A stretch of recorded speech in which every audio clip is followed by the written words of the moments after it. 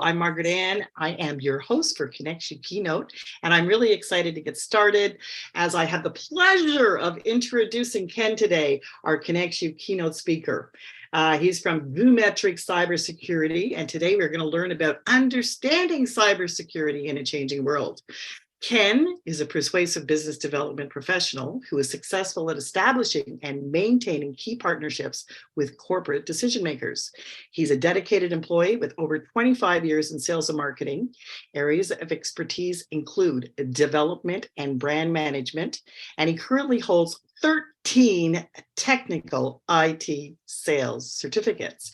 So please join me by putting your hands together and welcoming Ken Rourke-Frew. Hi, everyone. Thank you very much. Happy New Year to everybody. Thank you for joining us today. Thank you, Margaret Ann. The short answer of my description is I'm an account manager. So it really is, long words. At the end of the day, I'm an account manager for Vumetric Cybersecurity. I'm going to jump right into our topics today. And the reason I want to do that is I want us to get a general idea of how Vumetric works, but how cybersecurity works as a general aspect of everything. And I'm going to put this into very simple terms, easy to understand, and we'll go from there. I encourage you to ask questions, either via chat or live. I'll leave some extra time at the end. So Vumetric basically concentrates on penetration testing. Penetration testing is actually, we're ethical hackers trying to break your network or your application or something that you work on every day. Now, the whole idea is, we're testing across the country of Canada, United States, and even Europe right now. We do network penetration testing, application, whether it be web or mobile. We do devices. We do medical devices. We do everything to make sure that your product is being secure. Now, picture a house. Your network is your house. It has a foundation. It could have 1, 2, 3 floors. It has doors. It has windows. What we try to do is try to access getting into the doors and windows of your network. We call this an external pen test or external penetration test. The doors and windows are IP addresses, and that's what we try to access. Now, we'll check every door, every window, depending on how your house is built. It could be an apartment building where there are many access points, or it could be a single dwelling home with only 2 access points. Doesn't matter. It depends on how we can get in. Once we get in, we'll let you know how we got in and how to fix that. Put a lock on the door, change your security system, something in that nature that will be able to help you fix anything that a real hacker would expose. That's an external test. An internal test is once we're inside the home. Now, an internal test depends. It could be somebody in your home already, and a malicious employee that wants to exploit company information or any of that sort of topic. So imagine we penetrate the house, we're in the house, we do now an internal test. Internal test depends on how many rooms you have in your house. Plain and simple. We check every room. We're looking for safes. Can we crack a safe? Can we access different rooms? Can we escalate the different privileges throughout the home itself or the apartment building? How many levels do we go up? How will we expose all this? So that's an internal test. Those are the two primary tests that people need to do in order to be compliant, whether it be for personal information or whether it be for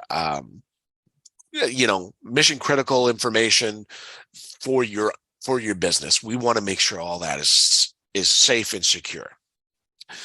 We also do web applications and mobile applications.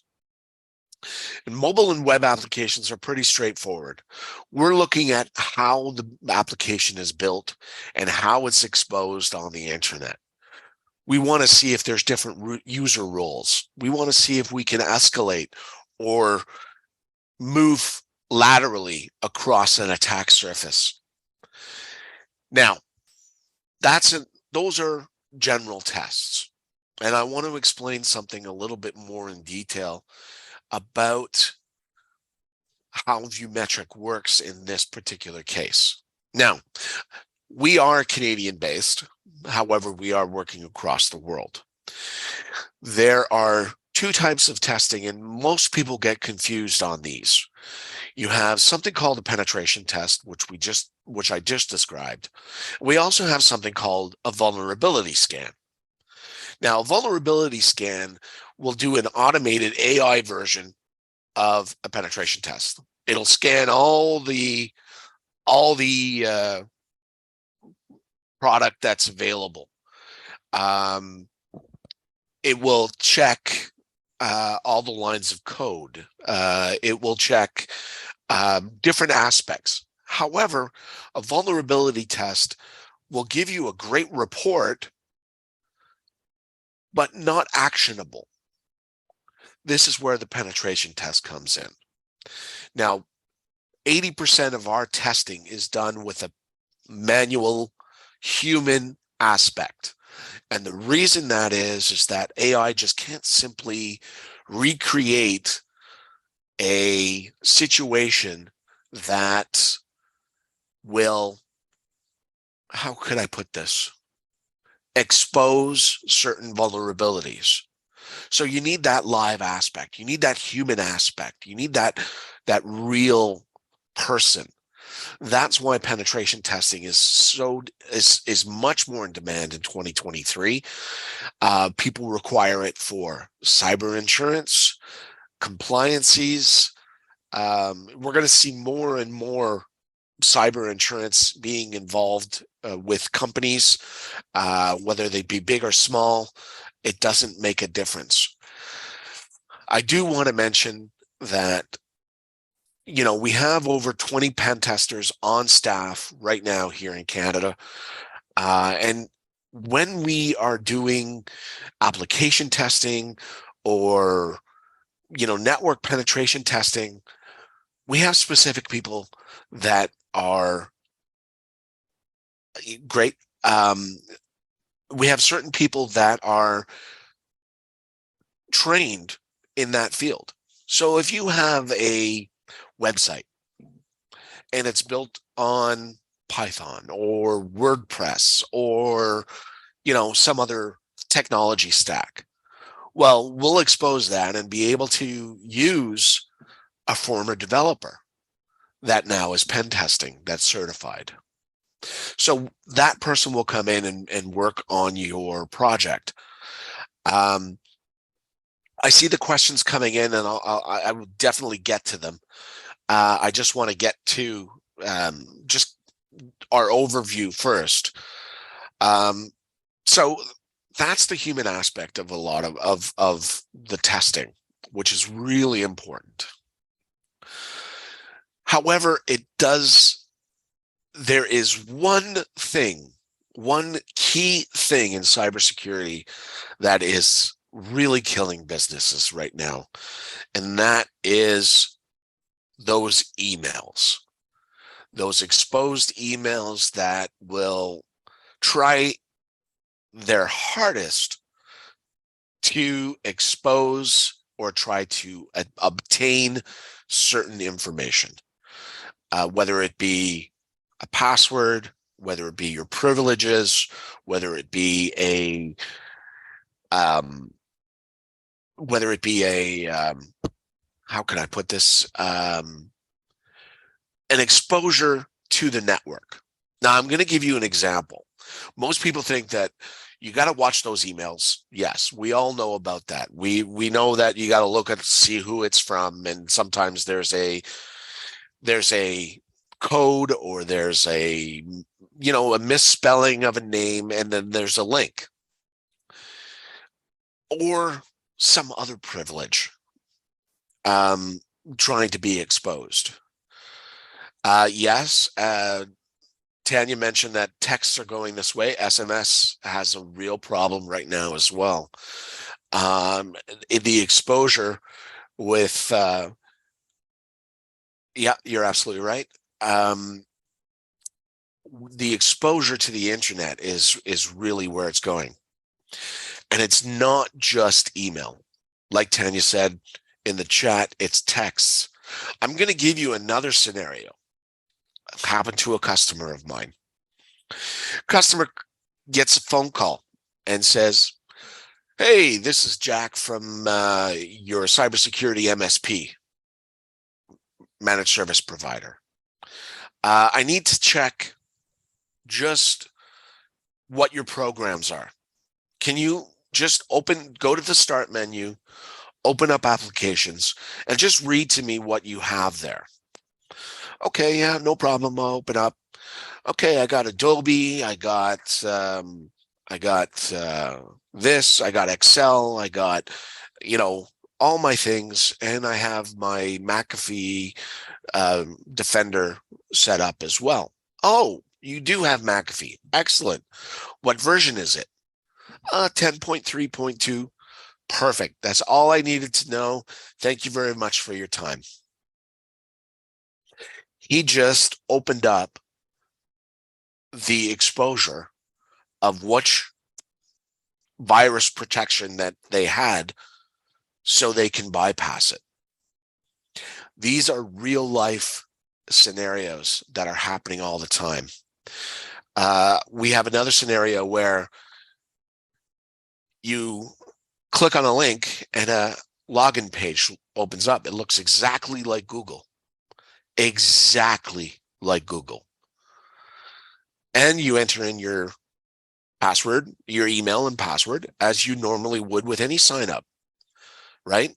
Well, that's where they catch you. And it only takes one person in the organization to expose everybody else. And you get malware.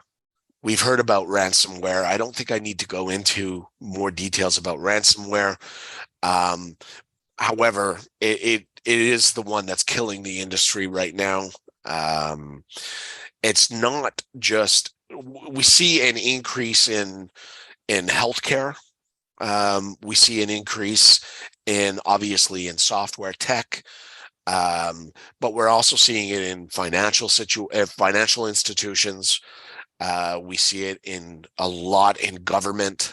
All these exposures are something that you will eventually, read about or read about it, and it's the exposure. It's really unfortunate. One of the things that we try to do is we perform a phishing test.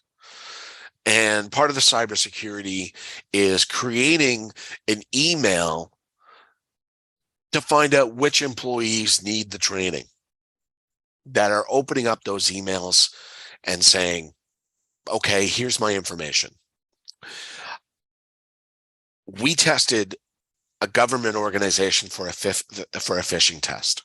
Now, out of the 1,000 employees, as an example, If 5% click the link, that's not too bad. That's not too bad. It's still exposure, but it's not too bad. 15%, we have an issue. This government organization tested, ranked in at 40%. 40%. And we actually had one guy come back to us and said, yeah, but where's my free iPad? I hate to tell you this, but it's not real. But that's what happens. That's the exposure. It's really, really incredible the amount of attacks that are happening via email. Another example is an interception of an email. And once that, that bot that the attacker is trying to infiltrate will take an email and say, okay, by the way, invoice 123 ABC hasn't been paid. Please use our new financial information to make the transfer. We see it more and more often. The attackers are getting more sophisticated, and they're using tools that are new, and they're constantly evolving. So we have to evolve with them. And if we don't, it's not a matter of, how big your organization is or how small it is. There will be an attack in 2023 on your organization. Whether you click that spam, that phishing email or not, you're being attacked. And prior to our meeting, we were just talking about how many spam emails we get a day now, whether it be on a personal email or on a business email. The more and more exposure that we have, the more and more it's going to be available to a malicious attacker. So that's important to know. Keep your emails in check. Make sure they're coming from the right person. And please don't click that link. Don't click. A virus can be attached to a PDF. It could be attached to a video. If there's one question, just double check. So just double check everything that comes in your way. Let's say you've been attacked. You come to us and say, Ken, I think my website was attacked. Now, what ViewMetric does is expose your vulnerabilities. We don't do forensics on ransomware or, attack on a website or something of the such. However, we will find evidence and exploit that vulnerability again so you can correct it. And this is where I want to get in to mention that what ViewMetric does is once a test is completed, we sit down with you and go over the report. We will give you the proof of concept.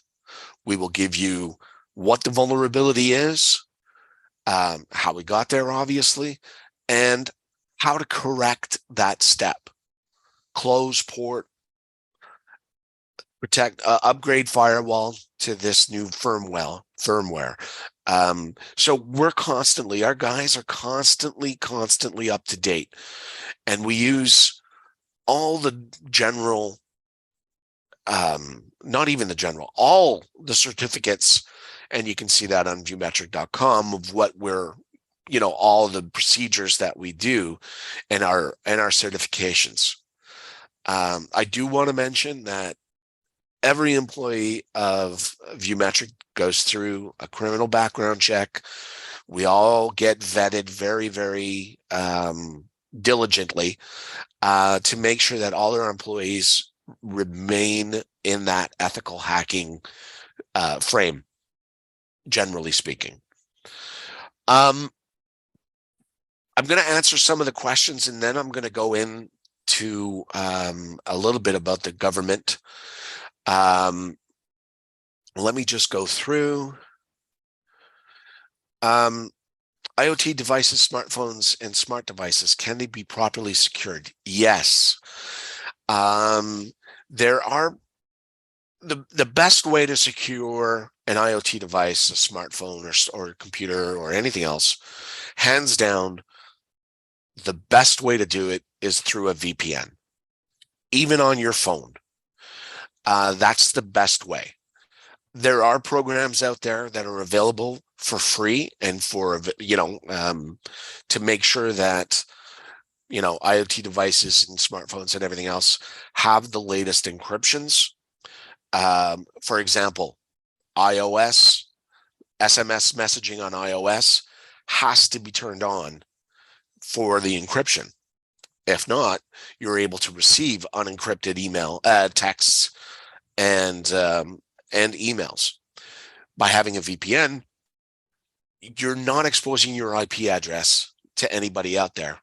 So any messages being sent will be encrypted, but there are softwares out there that you can add a different layer of security if you really need it. How secure is cloud computing?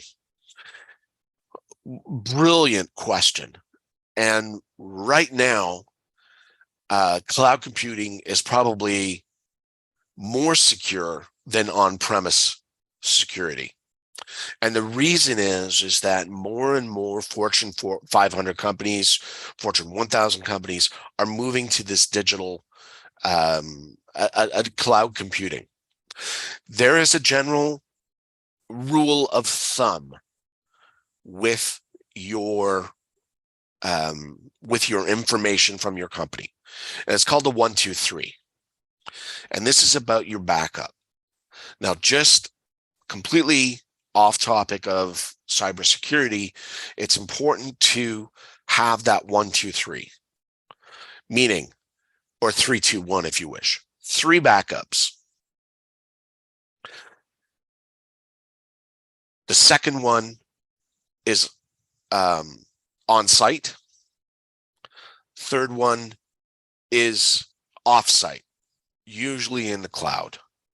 And the reason why you want to have 3 backups is that if one fails, you have that second backup. And if the second backup fails, you have a third that's off-site, encrypted in the cloud. And generally speaking, you're safe. So the 3, 2, 1 rule is really important. The 3 big guys, meaning Azure, Google Cloud, GCP, and AWS, Amazon Web Service. Those are the 3 big guys, and they have the most security set for cloud computing. If you are hosting a website or some other stuff on the cloud, the only thing that you really need to be concerned about is the way the cloud is made is there's different tenants in the cloud. You want to make sure that all those tenants are safe as well. So that you ask your cloud service provider to make sure that everything else is going to be okay. All right, that's it for the questions. But yeah, your comments are fantastic. Toronto Sick Kids, they were attacked, and yes, the attacker did apologize, which was kind of cool. I read about that.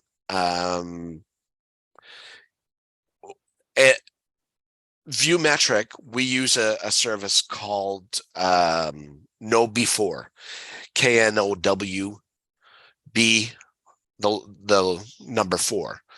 KnowBe4 is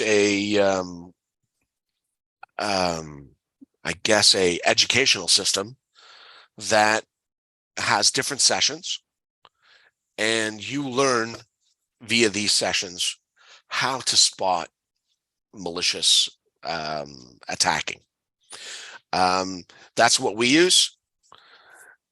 And that's where we get the most of our education. We have, here at Viewmetric, we constantly checking things. We get phished once a month as well, to make sure that we're staying on top of things. So if you click on a bad message, what do you immediately do next? Well, that's a difficult question. Once it's clicked,